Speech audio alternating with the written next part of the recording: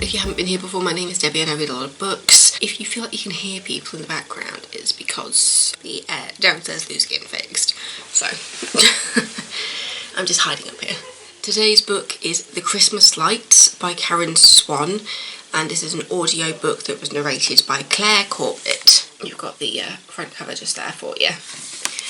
This was a really sweet book, but it felt like it was, even though the title is The Christmas Lights and the tag is Home Isn't a Place, It's a Feeling, it felt like more of a book that's set at Christmas rather than a Christmas book. Yeah, I'll just get in with that blurb for you. Norway, 1936. 15-year-old Signe Odegaard is sent with her sister and village friends to the summer pastures. As milkmaids, they will protect the herd and produce the dairy that will sustain the farm through the winter months. But miles from home and away from the safety of their families, threats begin to lurk in friendly faces. December 2018. Free-spirited and untethered, Bo Loxley and Zach Elliott live a life of wanderlust most people can only dream of. With a social media following in the millions, they're paid to travel the globe, sharing their adventures with their legions of fans. But with so many eyes on them, it's a struggle to keep any of their life private. Though Zach relishes the attention, Bo doesn't always feel safe, especially after one follower once went too far. Booked to spend Christmas in the fjords of Norway, they set up home in a ramshackle farm. Owned by local guide Anders and his fierce grandmother Signe, who are reluctant neighbours in the off-season period. Zach persuades Anders to help him find extreme locations with the most beautiful shots, and their follower engagement goes through the roof. But the camera can lie. With every post, the perfect life he and Bo are portraying is diverging from the truth as their relationship comes under strain. Something Bo can't explain is wrong at the very heart of their lives, and where she once felt free, she now feels lost. As she grows closer to Signe, she stumbles upon a dark parallel between their lives, one that ended in tragedy many years ago, and which she fears can surely only end the same way again now. Yes, this is in contemporary fiction and romance, and on audiobook its duration is 13 hours and 52 minutes. I mainly spent my time listening to this book on my lunch breaks at work, so I'd have my lunch and then I'd do a walk of the grounds, because there's beautiful grounds where I work, so I'd walk around listening to this audiobook, so it's taken me a few weeks to listen to it. And then as I was coming to the end, I was starting to listen to it as I was getting ready for bed and things. I'm a person who reads multiple books at a time, so I've been listening to this plus reading another book on the BorrowBox app, and then I've also got a physical book which I'm reading, and then I've got another book on Kindle. I don't know how I read so many books at the same time, I really don't. But amazingly, my brain doesn't quite go to mush. But yeah, as I said, even though it's called The Christmas Lights, I felt like this was more of a book set at Christmas rather than a Christmas book. It didn't feel particularly festive to me, even though it's set in Norway at Christmas, and you're talking about the snow, and there's a point where they were at a Christmas market as well, and by the end of the book you are at Christmas, but for the majority it felt like a bit of a mystery. But yeah, so you've got the two timelines, you've got 1936 and you've got 2018. As you might be able to tell from the blurb, the common theme between the two timelines is Signe. You see her as 15 years old in 1936 and you see her as an elderly grandmother in 2018. Signe is the host, local guide, Anders, which it sounded like it was pronounced Anjas. I could not hear the D as it was pronounced by Claire Corbett in the book. It sounded like she was saying Anjas, so please correct me if it is Anders or if it is actually pronounced Anjas in Norway. From between the two timelines, I feel like I felt more attracted to the modern story. I've read books in different timelines before where it's just whatever grabs you, 'cause it's just like when I read Carrie Hope Fletcher's When the Curtain Falls, and that's in two different time periods, I actually felt more attracted to the past storyline. In this one I felt more attracted to the modern storyline, just because it felt like more was happening. In the modern day you've got Bo. Bo is a nickname, I think her real name is Sophie. It's only mentioned once or twice in the book what her actual name is, but Bo is a nickname from when she was a kid. Her hair in plaits, and people would say that she looked like Little Bo Peep, and then just the nickname Bo just stuck there, so now she just goes by Bo. At the beginning of the book they are swimming in... Are they in? I don't think they are in Norway at the beginning of the book, but they are.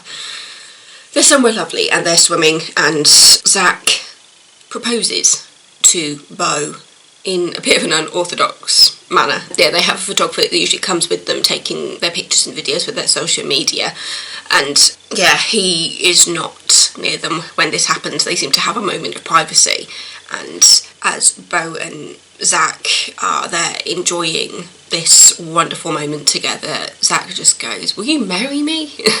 That was a terrible attempt at an Australian accent, because in the book Zach is Australian, or is he from New Zealand? And then Beau is from England, and then Lenny is American. I was very impressed with all the accents that reader Claire Corbett, who I don't actually know that much about. Successful career on stage, screen and radio. She's done To Kill a Mockingbird, Pygmalion. TV credits include Spooks, Fastnet and Final Demand. I've never watched Spooks. I'm sure there'll be people out there going, "You've never seen Spooks?" It's just like, sorry, I have not seen Spooks. But yeah, this is Claire Corbett who narrates it all. Yeah, I was very impressed with the accents, because she seems to go seamlessly between her neutral reader voice to Norwegian accent, and then you've got the English and the Australian and the American, and it was very, very easy to figure out who was speaking based on the different accents. I think there's also a testament to Karen Swan. I felt like she almost was writing for the audiobook because of all the different accents and how easy that part was to follow. But yes, so Beau and Zach, they're social media stars. They are constantly uploading photos and videos to their social media. They have a massive following. So many people know who they are, and they use the hashtag Wanderlust on their social media, just with that whole thing of them just travelling the world together. And in December 2018, they go to Norway, and they are sponsored by a company which sells like winter ski clothing, that kind of thing. And a woman from the company called Anna actually comes and stays with them. And Beau is not happy about this, because Beau's there going, "Oh, but we're going to have to perform, and you know, it feels like we can't be impartial with Anna being here." Admittedly, Anna does actually help. She is very important in the story, especially as like the relationships in the book go forwards. So I'm being very careful with my wording here because of where it goes. Yet you find out that the elderly Signe in the modern day is, even though she's elderly, she seems to be very sharp. She has a bit of a sense of humour. Like the first time she properly meets Beau, Signe is asleep in bed at the farm, and Signe goes in just to check on her for Anders. And Beau's just there going, "Oh my god, has she died?" She seems to have, like, her breathing has like really slowed down and stuff, and Beau thinks that she's dead. And then Signe wakes up and goes, "Aha, that is my party trick." Where she just slows her breathing down and makes people think she's dead. As I said, this woman's got a sense of humour, despite what you find out about her family life and the secrets that she is holding on to through the 1936 chapters. So in 1936 you see Signe with her sister and her friends, and they're on the summer pastures of Norway, and it's mainly about the relationship she has with her sisters and her father and her friends, and the things that happen. There's an event where the girls are kind of partnered up, and she sees, basically, she's aware that her sister has been partnered up with somebody, but it seems like she's also running away and spending time with somebody else, and Signe's kind of observing things that are happening around her. It leads to quite an explosive secret that she holds on to for the rest of her life going into 2018, and you actually find out that even though this says it's mainly about Signe, Beau and Zach, and you do find out about Anders. Anders is a very big, important part of the 2018 storyline. He does create a friendship with Beau and keeps an eye out for her. But you find out that both Signe and Anders are holding secrets. And at the end you find out their secrets are actually very, very similar to each other. So it seems quite fitting that they're both holding very similar secrets, and it's within the same family. Yeah, for Signe there was a particular night in 1936 where she was forced to grow up very quickly. She saw something that she wasn't supposed to see. Something else happened on that night which forced her and her siblings to grow up overnight and led to the secret keeping. with Anders, when you first meet Anders, he's very stoic. He doesn't seem to have any outward emotions towards anybody. You see him care for his grandmother, Signe, but ultimately when it comes to other people, he's just very straight-faced. But yeah, in the modern day, you find out that Beau has experience with a stalker, a person on social media who at one point was sending her quite horrible messages, and there was a previous trip where this stalker managed to get into her hotel room and take pictures. Beau is on alert when she realises that after quite a long time of not hearing anything from this person, that they suddenly seem to be sending messages on social media to her. They seem to be aware of where she is, and Beau does actually say to Anders, because Anders finds out about the messages kind of by accident when Beau falls ill while they're away, and she is taken care of in Anders' house. There is an accident where Beau ends up becoming quite unwell when they're out showing off their new wonderful clothes from the company that they're being sponsored by. In order to get a photo of Beau in the full outfit, Anna takes a picture of her under a waterfall, but basically Anders doesn't want to take the picture. Beau's there going, it's fine, you know, just tell me where and where not to put my feet and it'll all be fine. And it's when she's trying to get her way back that she accidentally puts her foot somewhere where she's not supposed to. She falls into the water, she ends up with hypothermia, and the farm that they're staying at doesn't really have hot water. And so Anders just says, you know what, because he has a helicopter for getting past the treacherous parts of the surroundings, and so he goes, no, I'm going to get the helicopter and you are going to come back to my house where I have hot water, where you can be properly looked after. My neighbour is a doctor, so she can look after you as well. And everybody is in on the thing that it seems like the best thing, considering the fact that Beau is extremely unwell after falling basically into a waterfall. She's frozen, she's developed hypothermia, she's got a really bad cough, and when she goes back to work she ends up putting antibiotics and all sorts. But it's while she is at Anders that Anders finds out about the stalker coming back into Beau's life and sending messages to her on social media. And Beau is at that point where she refuses to tell Zach, because she's just there going, I've attempted to tell Zach about this stuff before, he just says to ignore it. But at the same time, Beau feels like she can't ignore it, because obviously she's aware that this person has contacted her in the past and broken into hotel rooms, and she's becoming more and more aware that whoever is sending the messages knows that she's in Norway, and she's getting scared.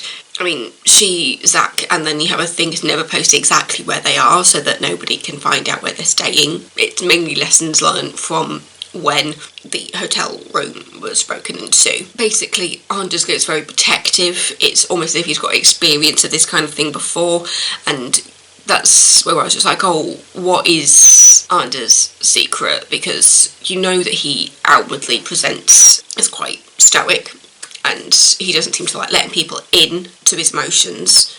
And yeah, with Beau, because of that friendship that they make while Beau is recovering at Anders' house, and the fact that Beau does let him into her secret about this person who has been essentially stalking her on social media, Anders gets into protective mode over Beau and just but he's stalking you. These are things that the police should be aware of. And then Beau comes out and says that she's tried to talk to the police before, and they state that it's within a certain limit of where they can't actually do anything. They're just well, he hasn't actually come to you.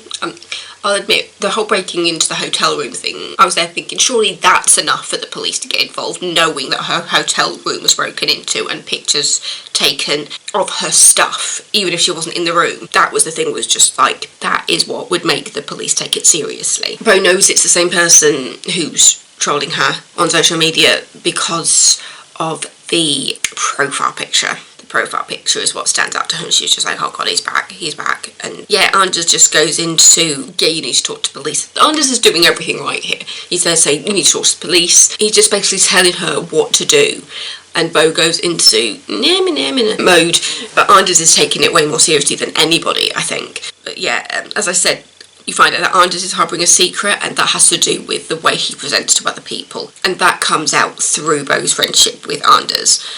As you can tell from this, I'm not saying anything Christmassy, and that's because the storyline is so not Christmassy, despite the fact that it's called The Christmas Lights. I feel like the title is more about the Northern Lights, and, you know, with it being set in Norway, and there is a small reference to it at the very end of the book. But yeah, it's basically a story of people with secrets, and obviously it's romantic. You know, you've got that relationship between Beau and Zach, and then the friendship that emerges between Beau and Anders, and you get a small bit of Signy's relationships through the 1936 chapters. But I just felt the 1936 chapters just a bit slower. It just felt like not as much was happening, and the point when I really started to get involved in Signy's chapters from 1936 is towards the end of the book, when things actually started to happen. While in the 2018 chapters, Beau and Zach's story was very fast paced, and there was always something happening in the Beau and Zach story, whereas with young Signy's storyline, it felt like I was almost trying to hurry up those chapters to get back to Beau and Zach, because there just wasn't as much happening to entice me into Signy's storyline. It wasn't until a few chapters toward the end that I was just like, oh, something's actually starting to happen in Signy's chapters, when you're talking about the relationship her sisters had and her friends had, and the night in question that Signy has held on to this secret for such a long time. Yeah, it was still a wonderful book, and it was interesting, and I think there's a really good education about social media and how to handle trolls and to handle what you post. One of the reviews is, the most unlikely of romance is only part of a moving story of loss and the promise of second chances. Somebody said that they devoured it like a tray of warm mince pies. It's an interesting comment. But yeah, I'd call it more of a romantic drama. You got your drama, there's a little bit of mystery in there over Signy and Anders' secret, because even though Beau has the secret, you know about the secret, whereas with Signy and Anders, their secrets are big reveals towards the end of the book. It's a lovely book, and it's called The Christmas Lights. I just didn't get very festive feels from it, but it was ultimately a nice, heartwarming story with a little bit of mystery thrown in over the secrets. But yeah, The Christmas Lights for Karen Swan. I feel like I haven't actually said much about that, but I felt like I need to be really careful, because there's a certain part of the storyline which just keeps you guessing, and I felt like if I talk too much about that, you will figure stuff out very quickly. So I had the audiobook of this and listened to it on BorrowBox. Book lovers, if you have an app connected to your library, use it. It's a brilliant idea. Anyway, I'm going to go have a cup of tea and grab some brunch, so I'm at the theatre tonight. I cannot wait. I've got my parent tickets to see Charlie tonight, so it's going to be really fun. Thanks for watching. Don't forget to subscribe if you're not already. I upload videos every single Wednesday normally. At the moment, it is Vlogmas. It is Vlogmas, and if you haven't watched any of Vlogmas, go back to the beginning of November. I do have my playlist, and I think there would have been something up here at the beginning of the video. I'll see if I can remember to put something at the end of the video as well. But yeah, thank you. Stay safe. Goodbye. Oh, that was my ankle. Oh, could you hear that? My ankle just clipped massively. Because